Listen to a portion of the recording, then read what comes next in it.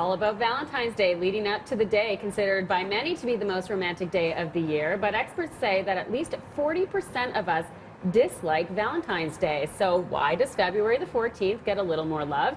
Trina Read is a sex and relationship expert, and she's here this morning to talk about how our expectations might be dampening the day. Good morning. It's great to see you. It's good to be back. Yeah, it's been a long time, so we always love digging in, and this surprises me. 40%, that's a high number.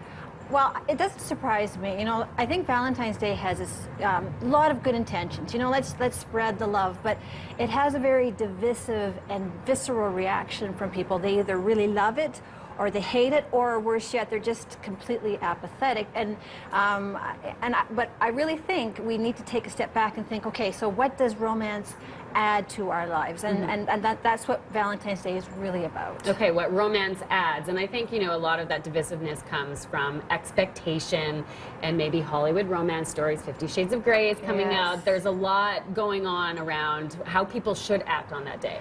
That's exactly it. So not to be sexist or too generalized, but I know plenty of women who they've been romanced by their partner on Valentine's Day and they think, is that it?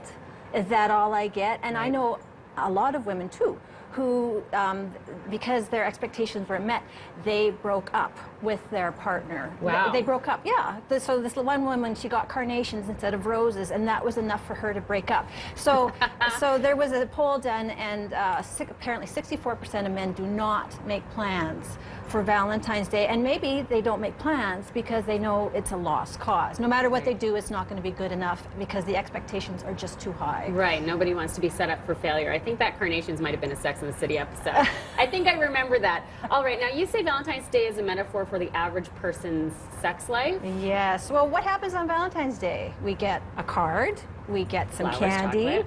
we get maybe go out for dinner.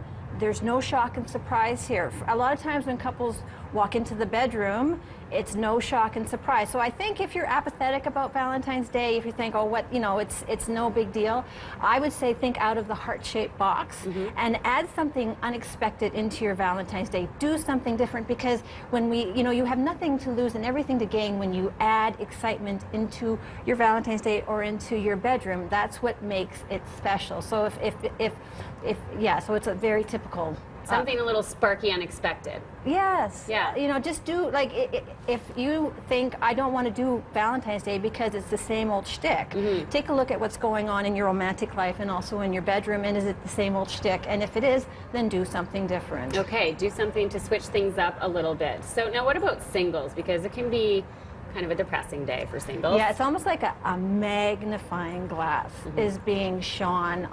Well, at least it feels that way, right?